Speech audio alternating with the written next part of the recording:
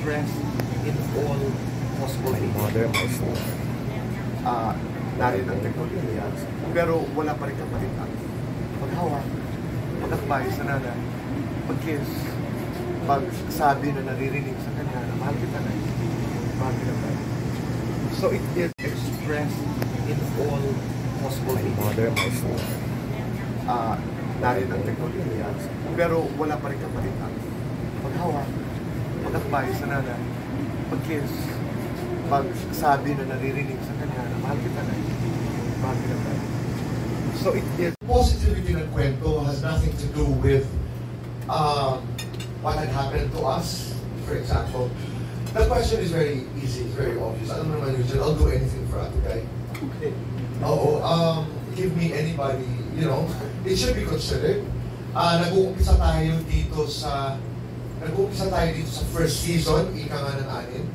Malay mo, ang pangalawa will open with, you know, the many bands. Kasi hindi mo naman pwedeng dulo sa dulo dahil may mga nakaplano na. But it was discussed. Pero it's not just about me wanting to do an interview with one of the children of Ate Guy, but it has to be negotiated with one of them. Maybe. Di ba? But I'd love to do an interview. I'd love to do an interview with one of the children of Ate Guy. Dito sa direksyon na my mother, my story. Especially the way you talk. That would be interesting. That would be interesting. Thank you.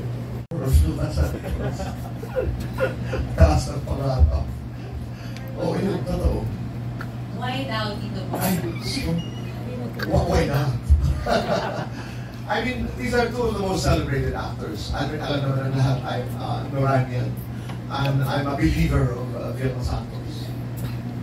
Sobrang kalang po sa pareho. Kahapon lang, kararating ko lang tayo abroad. I came from Bangkok. I had a conversation with someone who's based in Bangkok who's involved in the arts and entertainment. Isa sa mga tanong na tinanong nila sa akin ay yung category ba nila Vilma sa kanila Nora? Ano ang separator? Anong separator? Ako ang naisip ko lang, kahit anong pagdaanan ng dalawang ito, kahit ano, hypothetical yan, kahit anong kontrobersiya. By the way, controversy is attached to celebrity. I'm not saying controversy in terms of intriga naman, but controversy as a concept is necessary in the celebrity business. But anyway, kahit anong kontrobersiya ang pagdaanan ng Nora Honor sa ni Vilma Santos, o ni Vilma Santos at Nora Honor, babalik at babalik ka. Pagkatapos pagdaan ng panahon, halimbawa, na-involve sa isang controversy, babalik ka sa body of work. This is one of the reasons why they are eternal. You will go to the body of work. Hindi mawawala. Ako, I've done the interviews with Ate Guy, I've done the interviews of Ate V.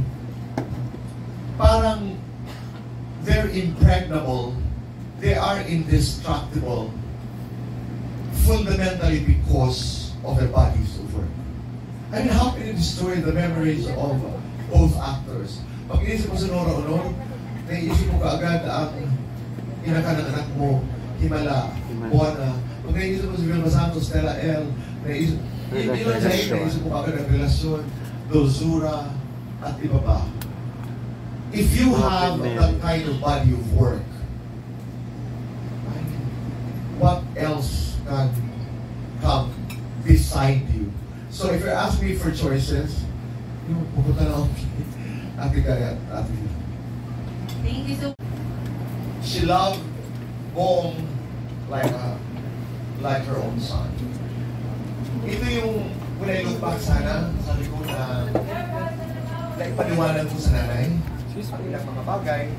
Kasi may mga challenges sa pinagdadaanan. Lalo na ngayon, at this juncture, at this point in our lives, kami mo, dahil na namin mga tanong, we cannot own properties together.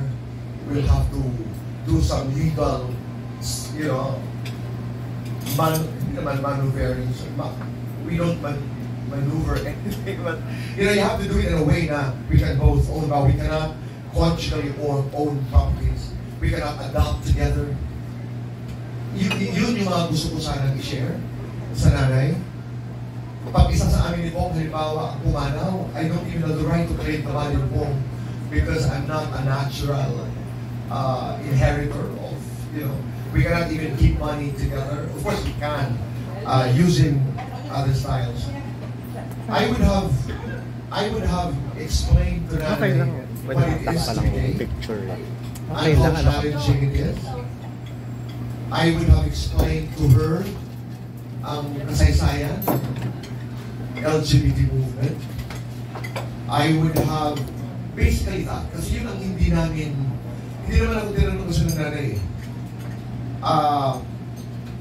Meron lang siyang isa na sinabi sa akin na alagaan si Bong, pero very light pa ang sabi niya, na parang, he loves you more than I love thou myself. So you better take good care of him. Alagaan mo. Mag-alagaan kayo. She had more conversations po than me. Yung nagtatawanan sila, pinagkukwentuhan nila, they have the same sense of humor. Mas may tiwala sa Bong pag nagtatravel kami ko ng Samar, because Bong was a flying steward. Pag nag-abroad kami, mas ikip siya Bong. Pero nagsiselos na ako eh. O kasi, di ba, yung mas mabilis si Bong kumilos pagdating sa papel. I would have loved to, I know Pride Month si June, I would have loved to talk to Nanay about my being gay. And for my... At hindi kami pwede magpagkasal. That loving in any generation should be holistic. Hindi lang text. Hindi lang voicemail. Maganda magmahal na nahawakan mo ang tatay, ang nanay. Maganda magmahal na naisasama niyo ang nanay sa Tagaytay. Naisasama niyo ang nanay sa kanto para bumili ng spring balls. Yun ang gusto kong dating na parang through the stories of these celebrities, kung may mga bagay na hindi mababago, yun yung pagmamahal and the expression of that love. Palagay ko hindi pwedeng i-text yung pagmamahal.